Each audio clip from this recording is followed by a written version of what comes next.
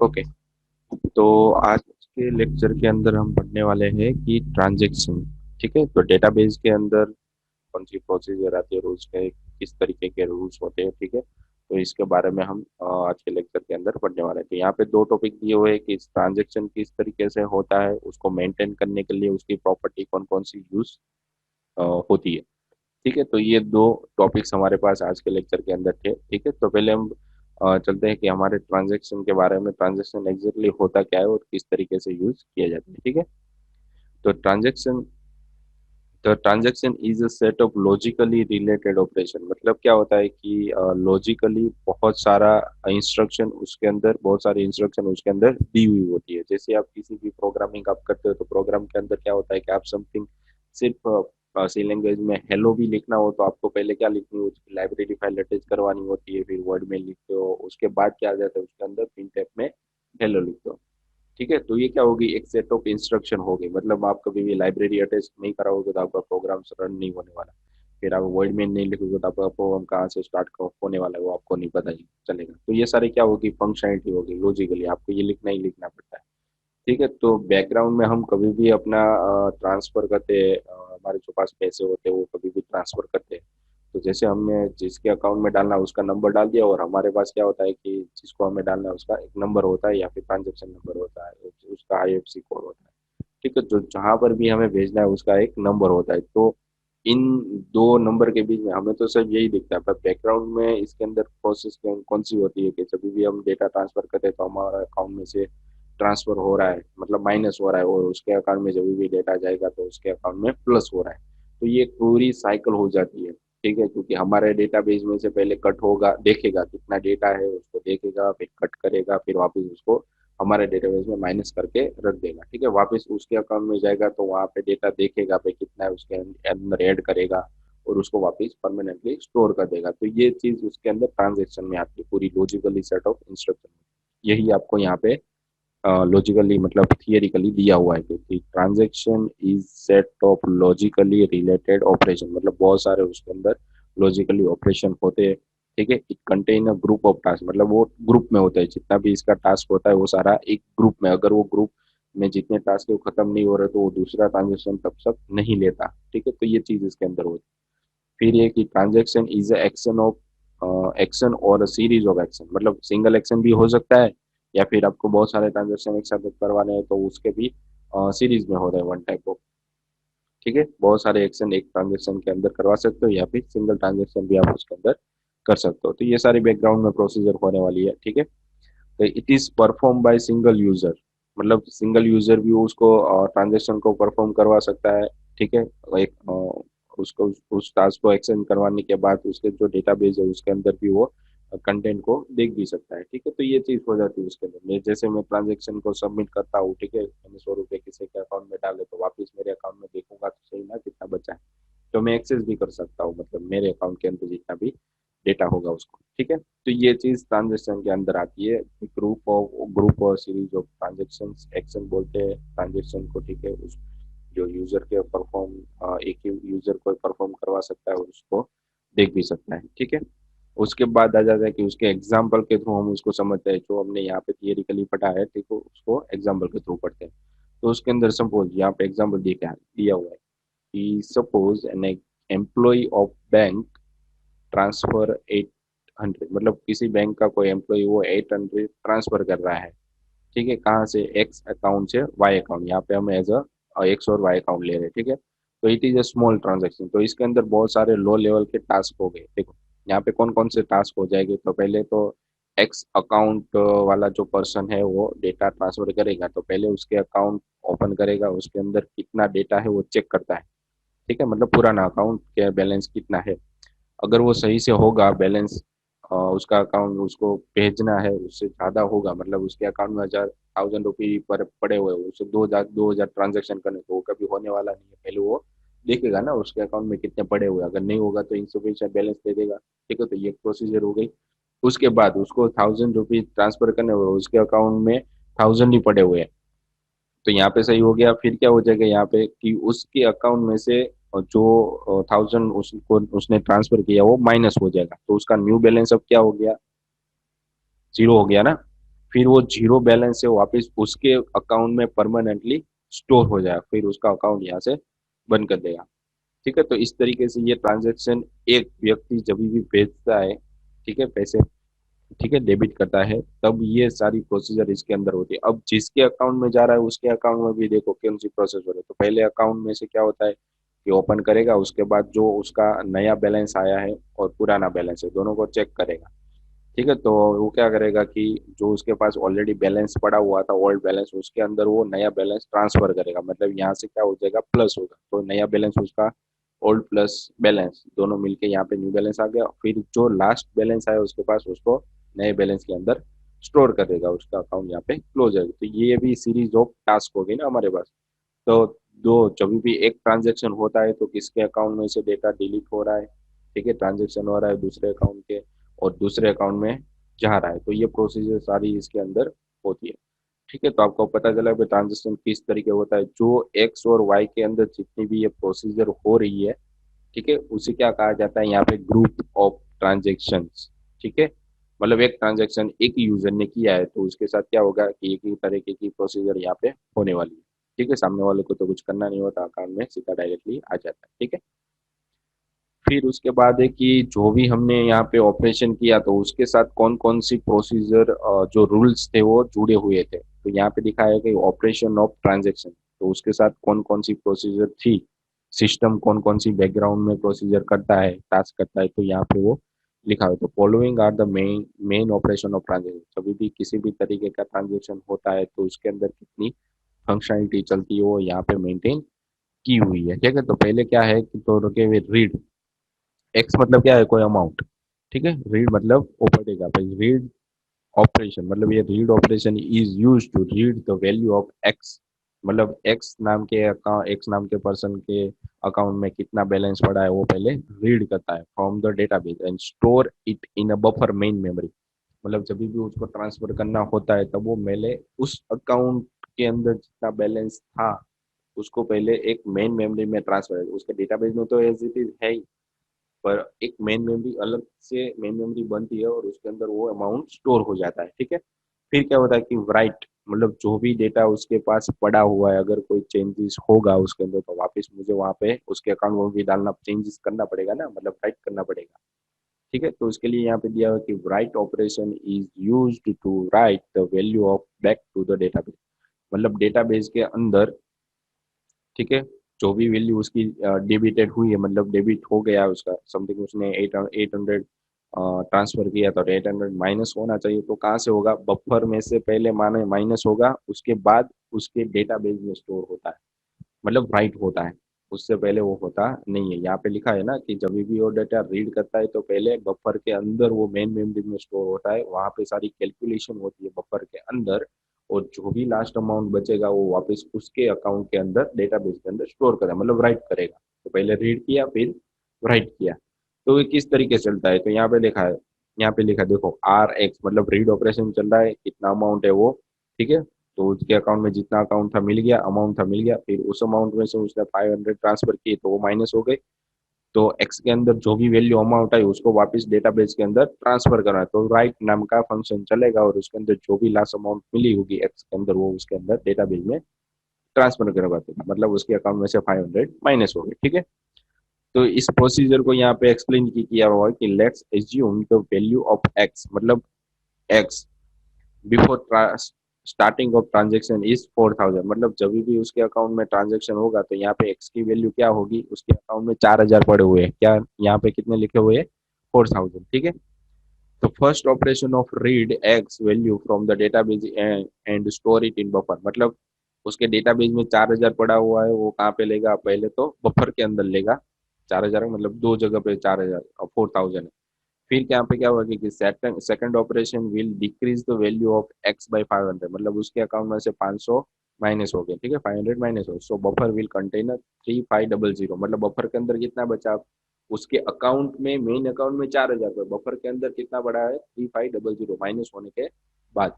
अब उसको क्या करना है कि जो भी 3500 मिला है उसको वापस डेटाबेस में स्टोर करवाना है, तो third operation will write buffer, ठीक है, तो बफर के अंदर जो वैल्यू पड़ी है वो डेटाबेस में राइट कर देगा। ठीक है, तो यहीं पे लिखा हुआ है, तो एक्स की फाइनल वैल्यू क्या हो गई यहाँ पे, 3500, तो ये सेट ऑफ इंस्ट्रक्शन उसके अंदर चलती है। ठीक है। अब जो भी लास्ट अमाउंट डेटाबेस के अंदर उस पर्सन के डेटाबेस में स्टोर हुआ है उसे कमिट करना होता है, मतलब कमिट करने के बाद उसके अकाउंट में और माइनस नहीं होगा, मतलब फाइनल हो गया। एक बार माइनस हो गया तो वो कमिट कर देगा। कमिट मतलब फाइनल चीज, उसके अंदर अब चेंज होने वाला नहीं है जब तक वो नया ट्रांजेक्शन नहीं करेगा तब तक। ठीक है, जब तक वो नया ट्रांजेक्शन नहीं करेगा तब तक उसके अमाउंट है उसके अंदर कोई चेंजेस आप कर नहीं सकते। तो कमिट फंक्शन की मदद से क्या होता है कि जो भी लास्ट वैल्यू उसके अंदर सेव हुई थी वो परमानेंट हो जाएगी, उसके बाद आप सेव नहीं कर सकते हो जब तक नया ट्रांजेक्शन नहीं करते चालू। ठीक है।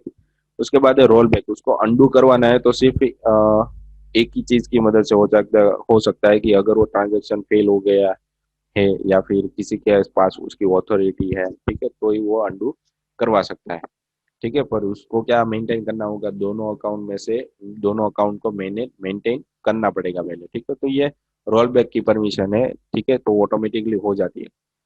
ठीक है, अगर करना हो तो कमिट होने के बाद रोल बैक आप कर सकते हो, पर कब, जब आप उसके पास ऑथोरिटी हो तभी आप उसको रोल बैक करवा सकते, मतलब अंडू करवा सकते हो।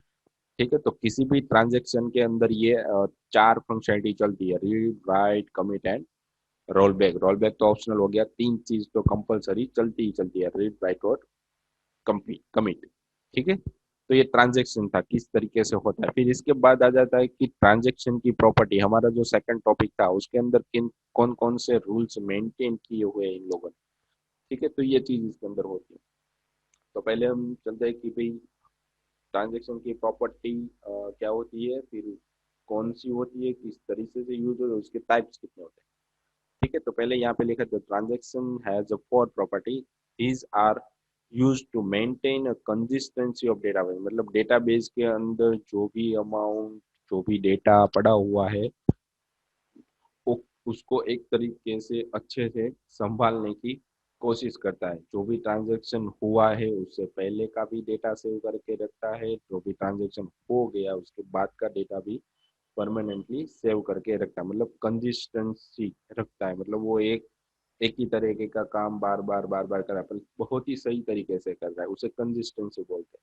ठीक है, तो ये चीज होगी इसके अंदर, these are use to maintain the consistency in database before and after transaction. किसी भी तरीके का ट्रांजेक्शन करते हो तो उसके अंदर वो कंसिस्टेंसी मेंटेन करके रखता है। ठीक है, तो इसके चार टाइप्स है, atomicity, consistency, isolation and durability. तो पहले यहाँ पे लिखा है एटोमिसिटी का मतलब क्या हो गया, मीन्स यहाँ पे लिखा है, देखो इस डायग्राम के अंदर आपको बताया गया है भाई, मीन्स इधर ऑल सक्सेसफुल और नॉट।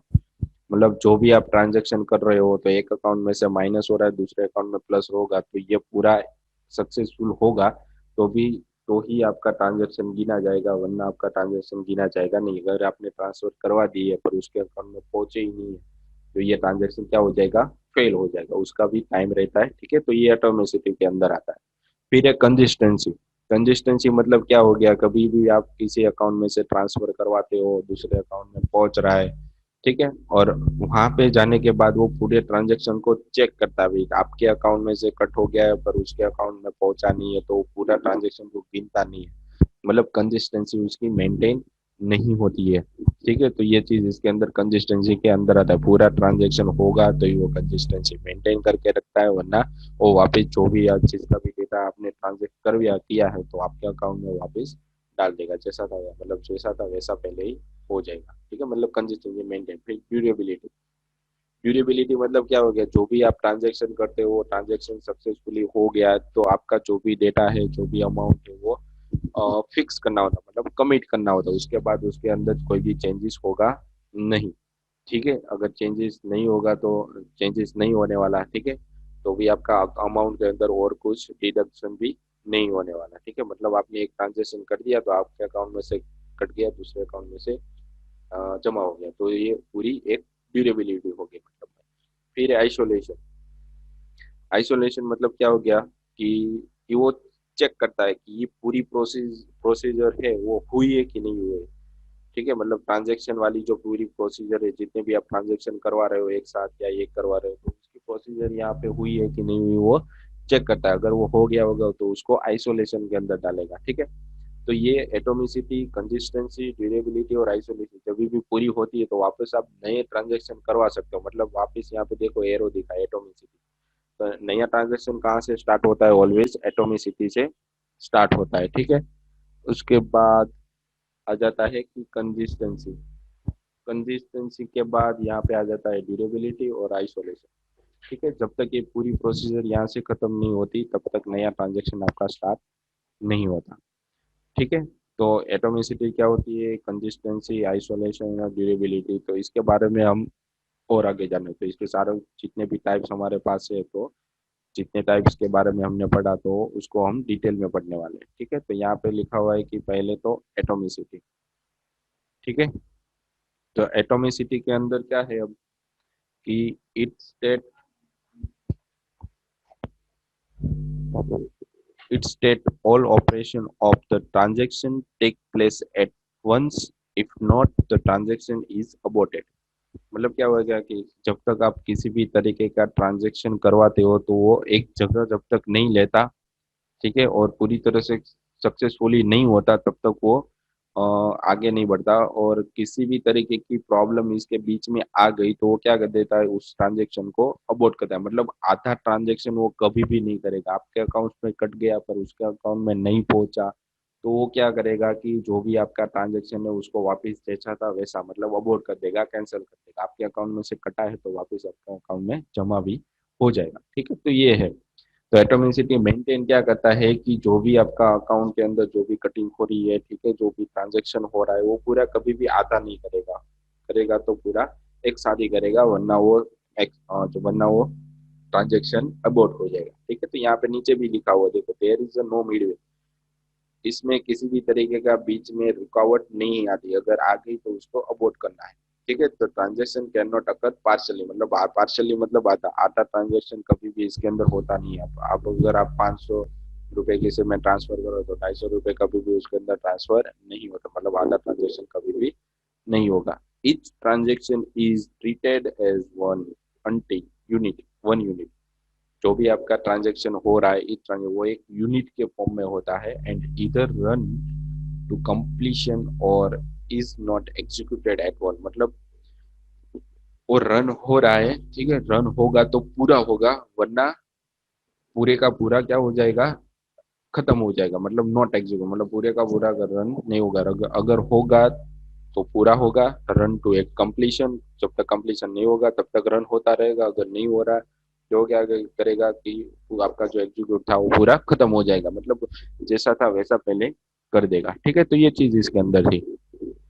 तो एटोमिसिटी के अंदर दो ऑपरेशन आते हैं, तो अबॉर्ट आता है और कमिट आता है। मतलब होगा तो कमिट हो जाएगा, अगर ऑपरेशन ट्रांजेक्शन नहीं हुआ तो उसको अबॉर्ट कर देगा। तो दो चीज हो गई। अब तो हमें डायरेक्टली भी समझ में आ रहा है कि भाई ये ट्रांजेक्शन हो रहा है तो कमिट होना चाहिए, अगर नहीं हो रहा तो वो अबॉर्ट होना चाहिए, ठीक है। तो इसके बारे में लिखा है कि transaction abort then all changes made are not visible, मतलब जो भी चेंजेस हुए वो आपको नहीं दिखेंगे, ठीक है, वो जैसा था वैसा हो जाएगा। और कमिट है तो if transaction commit then all changes are to be visible, मतलब जितने भी ट्रांजेक्शन आपके हुए वो आपको यहाँ पे दिखाई देंगे, ठीक है। तो इस तरीके से के एटोमिसिटी का यूज होता है, ठीक है। जो भी ट्रांजेक्शन हुआ कभी आता नहीं होता, दूसरी बात होगा तो पूरा होगा, वरना अबॉर्ट कर देगा, ठीक है। तो उसका एग्जाम्पल भी हम यहाँ पे देखते हैं, एग्जाम्पल ऑफ एटोमिसिटी। तो यहाँ पे एग्जाम्पल के फॉर्म में आपको दिया हुआ है कि let's assume that following transaction T, मतलब एक ट्रांजेक्शन हो रहा है उसका नाम क्या है यहाँ पे टी है, consisting of T1 and T2, ठीक है। तो उसके दो पार्ट्स है, T1 एंड T2, जिसका अकाउंट में कट रहा है वो दूसरे अकाउंट में जमा हो रहा है। तो ये चीज T1 और T2 के फॉर्म में है। A consistence of A consist of ₹600 and B consist of 300, ठीक है। ट्रांसफर मतलब ए के पास 600 है और बी के पास 300 है। Transfer of 100 from account A to B, मतलब एक अकाउंट में से दूसरे अकाउंट में 100 रुपए ट्रांसफर हो रहे हैं। ए के पास 600 है और बी के पास 300 है, ठीक है। ये T1 का प्रोसीजर है और T2 का प्रोसीजर। तो देखो T1 के पास पहले क्या आता है, हमने आगे पढ़ा वैसे ही, कि पहले वो उसके अकाउंट में जितना भी पड़ा होगा उसको बफर के अंदर स्टोर कर देगा, ठीक है। स्टोर करने के बाद उसको पढ़ेगा, रीड करेगा, मतलब फिर रीड करने के बाद उसके अंदर से वो डेटा माइनस, क्योंकि वो डेटा पैसे भेज रहा है, ठीक है, मनी अमाउंट भेज रहा है।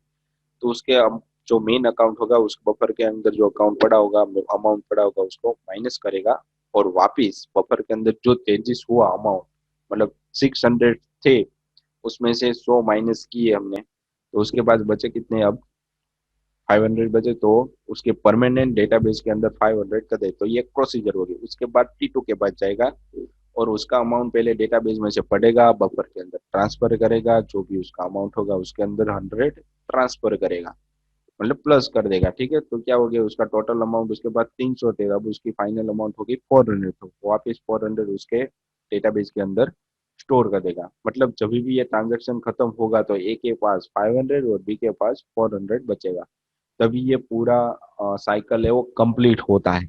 उससे पहले कभी भी वो साइकिल कंप्लीट नहीं होता। ठीक है, तो ये चीज इसके अंदर थी। तो उसको यहाँ पे नीचे भी एक्सप्लेन किया हुआ है कि after completion of transaction A consist of 500, जैसे मैंने आपको बताया, एंड बी कंजिस्ट ऑफ 400, मतलब बी के बाद कितना बचा, 400। तो उसको थोड़ा बहुत यहाँ पे एक्सप्लेन भी किया हुआ है कि इफ ट्रांजेक्शन टी फेल्स, देखो अगर ये फेल हो गया तो after completion of transaction T1, अगर एक T1 का ट्रांजेक्शन कंप्लीट हो गया है but completion of transaction T2 मगर T2 का ट्रांजेक्शन कंप्लीट नहीं हुआ, then the amount will be deducted from A, मतलब ए में से माइनस हो गया but not added to B, मतलब बी के अंदर ट्रांसफर नहीं हुआ, ए में से कट हो गया, बी में ट्रांसफर नहीं हुआ। This show the inconsistence database, मतलब डेटाबेस के अंदर कंसिस्टेंसी मेंटेन नहीं होती, मतलब एक में से माइनस हो गया पर दूसरे में 100 जमा नहीं हुआ तो मेंटेन नहीं हुई, कंसिस्टेंसी मेंटेन नहीं हुई, मतलब वो बैलेंस सही रहना चाहिए। ठीक है, तो in order to ensure correctness of database state the transaction must be executed in entirely. ठीक है, तो वो चेक करता है कि ये पूरा ट्रांजेक्शन है, यूनिट है, हुआ है कि नहीं हुआ, अगर नहीं हुआ तो वो पूरे ट्रांजेक्शन को चेक करता है, अगर नहीं हुआ तो क्या कर देगा, वापस रोल बैक कर देगा, मतलब ऑटोमेटिकली जिसके अकाउंट में कटे थे उसके अकाउंट में वापस से वो पैसा जितना कटा था उतना डाले, वापस उसको ट्रांजेक्शन करना पड़ेगा। कभी कभी ऐसा होता है कि हम हमारे अमाउंट ट्रांसफर करते हैं तो क्या हो जाता है कि बीच में नेट स्लो या किसी भी और कारण से हमारा ट्रांजेक्शन बीच में रुक जाती है, या फिर पूरी प्रोसेस हुई है पर उसके अकाउंट में जमा ही नहीं हुए, तो वापस क्या हो जाता है कि transfer account has been failed, ऐसा कुछ आ जाता है। ठीक है, तो हमें वापस से ट्रांजेक्शन चालू करना होता है। ठीक है, तो इस तरीके से ये पूरी साइकिल ट्रांजेक्शन की यूज होने वाली है। ठीक है, तो ये इसका एग्जांपल भी आपको यहाँ पे दिया होता है, आप उसको एक्सप्लेन भी कर सकते हो। फिर उसके बाद कंसिस्टेंसी वो कैसे मेंटेन होती है, तो भी यहाँ पे दिया हुआ है। The integrity constraint are maintain, मतलब जो भी इंटीग्रिटी मतलब क्या होगी, उसके अंदर जो भी कॉम्प्लेक्सिटी आने वाली है उन लोगों ने पहले से प्रिपेयर करके रखा है भाई ऐसे ऐसे भी प्रॉब्लम इसके अंदर आ सकती है। तो इंटीग्रिटी का मतलब क्या हो गया, कॉम्प्लेक्सिटी, और कंस्ट्रेंट मतलब क्या हो गया, उसके रूल्स हो गए। मतलब कॉम्प्लेक्सिटी आने से पहले ही जो भी कॉम्प्लेक्सिटी आ रही है उसको पहले उसके सारे रूल्स पहले डिफाइन करके ही रखे हुए उन लोगों ने। ठीक है, तो इंटीग्रिटी कंस्ट्रेंट आर मेंटेन, मतलब जो भी कॉम्प्लेक्सिटी आ रही है, ठीक है, वो रूल्स के मुताबिक मेंटेन हो रही है कि नहीं हो रही है, अगर हो रही होगी तो ट्रांजेक्शन हो जाएगा, अगर नहीं हो रही है तो उसके ट्रांजेक्शन अबॉर्ट कर दिया जाएगा। ठीक है, वो डायरेक्टली हो जाता है, हमें वेट नहीं करना पड़ता 2 दिन 3 दिन 4 दिन पे उसके काम में हुए है कि नहीं हुए। ठीक है, तो तुरंत हो जाता है। तो ये सारी बहुत ही फास्ट वे से कंसिस्टेंसी अभी चल रही है। So that the database is consistent before and after transaction, मतलब जब भी हम डेटा ट्रांसफर करते हैं तभी वो डेटाबेस के अंदर जो भी कंसिस्टेंसी वो मेंटेन करके डायरेक्टली रखता है। ठीक है, the consistent property of database state, database के अंदर जो भी कंसिस्टेंसी मेंटेन हुई है, that every transaction see the consistency database instant, मतलब हर एक ऑब्जेक्ट के अंदर वो दोनों ऑब्जेक्ट के अंदर वो चेक करता है कि पूरी ये ट्रांजेक्शन कंप्लीट हुई है कि नहीं, मतलब कंसिस्टेंसी मेंटेन हुई है कि नहीं हुई, वो चेक करता रहता है। ठीक है, अगर हुई होगी तो कंसिस्टेंसी मेंटेन है, वरना नहीं है। A transaction is used to transfer the database from one consistent state to another consistent, मतलब जब भी वो आपका ट्रांजेक्शन कंप्लीट होता है तो आपको रीड ऑपरेशन में से राइट ऑपरेशन में जाएगा, और जिसके अकाउंट में आप ट्रांसफर कर रहे हो वहां से भी रीड ऑपरेशन में से राइट ऑपरेशन में जाएगा, मतलब कंसिस्टेंसी स्ट्रेंथ उसकी बदलती रहती है। ठीक है, फिर उसको एग्जाम्पल के फॉर्म में भी आपको यहाँ पे दिखाया हुआ है। The total amount must be maintain before और आफ्टर ट्रांजेक्शन, मतलब जो भी अमाउंट आप में से कट हुआ है, मतलब ट्रांजेक्शन हुआ है, तो उसको मेंटेन भी करना हो। तो किस तरीके से ट्रांजेक्शन में बिफोर आफ्टर का यूज होगा, तो यहाँ पे क्या है कि टोटल बिफोर टी अकर, मतलब जब भी ट्रांजेक्शन होगा उसके पहले क्या होता है, तो पहले होता है कि 600 प्लस 300, मतलब 900 हो गए यहाँ पे आपके पास। ठीक है, उसके बाद ट्रांजेक्शन होने के बाद, ठीक है, ट्रांजेक्शन होने के बाद यहाँ पे जिसके अकाउंट में 500 प्लस 400, तो यहाँ पे टोटल होना चाहिए 900। ठीक है, तो ये चीजें यहाँ पे मेंटेन हो, मतलब ये जो जो भी उसने ट्रांसफर किया है जिसके अकाउंट में से, ठीक है, वो भी यहाँ पे ट्रांजेक्शन को कंसिस्टेंस मेंटेन करके, मतलब 900 यहाँ भी आ रहा है तो यहाँ 900 यहाँ भी आना चाहिए। ठीक है, ठीक है, तो ये चीज इसके अंदर मेंटेन होती रहती है। Therefore, the database is consistent. So हमारा सारा डेटा क्या है, consistent. In case when T1 is completed but T2 failed, then inconsistency occur। मैंने आपको पहले बताया एक अकाउंट में से ट्रांसफर हो गया है पर दूसरे अकाउंट में से ट्रांसफर नहीं हुआ, तो ये क्या हो गया कि इनकंसिस्टेंसी होगी। ठीक है, फिर उसके बाद आ जाता है कि आइसोलेशन। ठीक है, तो आइसोलेशन का मतलब क्या हो गया कि it's so that the data which is used at the time of execution, execution हमारा हो रहा है तब उस टाइम पे कौन सा डेटा ट्रांजेक्ट हो रहा है। ठीक है, execution transaction can not be use by the second, मतलब जो भी हमने डेटा ट्रांसफर करवाया है एग्जीक्यूशन के टाइम पे, वो दूसरे ट्रांजेक्शन के टाइम पे वही डेटा है कि नहीं है वो चेक करता है। मतलब यहाँ से मैंने 100 माइनस कर दी तो वहां पर 100 होने चाहिए। ठीक है, तो ये कंसिस्टेंसी मेंटेन होगी, दोनों जगह पे 100 हो गई। ठीक है, तो आइसोलेशन भी यहाँ पे चेक करता रहेगा। जब तक फर्स्ट अकाउंट में से कंप्लीट नहीं होता तब तक वो दूसरे ट्रांजेक्शन को यहाँ पे हैंडल नहीं करता। मतलब आइसोलेशन की मदद से क्या हो जाता कि आपकी पूरी एक अकाउंट में से दूसरे अकाउंट में तो ट्रांसफर नहीं होता, तब वो लाइन में जो दूसरा ट्रांजेक्शन पड़ा हुआ है उसको वो एक्सेस नहीं करता, मतलब उसको हैंडल नहीं करता। ठीक है, तो उसका एग्जांपल यहाँ पे आपको दिया हुआ in isolation, if transaction T1 is being executed, मतलब T1 नाम का ट्रांजेक्शन एग्जीक्यूट हो रहा है एंड यूजिंग द डेटा, और उसका डेटा भी यूज हो रहा है as a X, then that data item can't be accessed by other transaction, मतलब उसका डेटा है वो अदर ट्रांजेक्शन उसको यूज, मतलब सेकंड ट्रांजेक्शन चालू है तो भी उसको यूज करने करेगा नहीं, मतलब यूज ही नहीं करने देगा, मतलब दूसरा ट्रांजेक्शन स्टार्ट ही नहीं होने वाला जब तक उसको डेटा नहीं मिलेगा, तब तक ट्रांजेक्शन तो होने वाला नहीं है। ठीक है, तो क्या होता है जब तक T1 एंड्स नहीं होता ट्रांजेक्शन तब तक T2 है, सेकंड ट्रांजेक्शन है, वो अपना डेटा आइटम यूज नहीं कर सकता।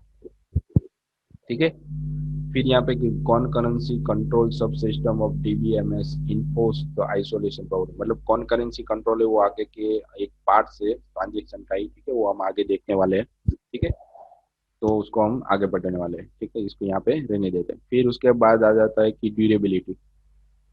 ठीक है, the durability property is used to indicate the performance of the database condition, मतलब डेटाबेस के अंदर जो भी हमारा डेटा पड़ा हुआ है उसको उसकी परफॉर्मेंस किस तरीके की वो मेंटेन हो रहा है कि नहीं हो रहा, उसको बार बार वो चेक करता रहता है। It state that the transaction made the permanent changes, मतलब वो चेक करता है कि जब आपका ट्रांजेक्शन वो कंप्लीट हो गया है कि नहीं हुआ है, अगर हुआ है तो वो परमानेंट मोड में है कि नहीं है, मतलब कमिट मोड में है कि नहीं है, तो वो भी वहां से वो चेक करता रहता है। फिर उसके बाद they can not be lost by erroneous operation और फॉल्टी ट्रांजेक्शन और बाय द सिस्टम फेलियर, मतलब तीन तरीके के एरर इसके अंदर आते हैं। अगर ऑपरेशन फॉल्ट हो गई, ट्रांजेक्शन होते टाइम ऑपरेशन खत्म हो गया, या फिर सिस्टम फेल हो गया, मतलब आपका लैपटॉप पीसी मोबाइल बंद हो गया। ठीक है, बीच में से, तो इस तरीके की जो एरर आती है उसमें वो डेटा लॉस्ट नहीं करता है। वो क्या करता है कि जो भी आपका ट्रांजेक्शन हुआ है, ठीक है, आपके अकाउंट में कटा पर उसके अकाउंट में नहीं होगा, पर आपके बीच में क्या हुआ कि आपका लैपटॉप या पीसी बंद हो गया या मोबाइल बंद हो गया, तो वो ट्रांजेक्शन जो वापस रोल बैक कर देगा। ठीक है, फिर है कि व्हेन ट्रांजैक्शन इज कंप्लीट है, जब ट्रांजैक्शन कंप्लीट होता है then database reaches the state known as a consistent, मतलब उसके पास भी एक कंसिस्टेंट स्टेट होता है, मतलब कमिट स्टेट होता है, जिसके अंदर वो क्या हो जाता है कि परमानेंटली वहां पे पहुंच जाता है। वहां पहुंचने के बाद उसके अंदर आप कुछ भी चेंजेस नहीं कर सकते जब तक नया ट्रांजेक्शन आप स्टार्ट नहीं करते। The consistent state can not be lost, मतलब जो भी आपका लास्ट अमाउंट परमानेंटली स्टोर हो गया उसको उसको वो जब तक आप यूज नहीं करोगे तब तक वो लॉस नहीं होगा। ठीक है, इवन द सिस्टम फेल, जब अगर ट्रांजेक्शन हो गया आपके अकाउंट में, पैसा जमा भी हो गया या फिर कट हो गया है, ठीक है, और पूरा ट्रांजेक्शन भी कंप्लीट हो गया है, फिर आपका सिस्टम या लैपटॉप बंद हो गया या मोबाइल बंद हो गया, तो भी आपका डेटा वहां से लॉस नहीं होता, जैसा है वैसा ही रहने वाला है। The recovery or recovery subsystem of DBMS has the responsibility of durability property, मतलब जो भी रिकवरी आप डीबीएमएस के अंदर होती है वो सारी रिस्पॉन्सिबिलिटी किसकी होती है, ड्यूरेबिलिटी ट्रांजेक्शन की होती है। ठीक है, तो जैसे ही हमारा लेक्चर खत्म हो रहा है तो यहाँ पे लेक्चर के रिगार्डिंग 3 क्वेश्चन आपको दिए गए, जो आपको सबमिट करवाने रहेंगे आपकी RNW IT एप्लीकेशन के अंदर। ठीक है, तो आज के लेक्चर के लिए इतना ही।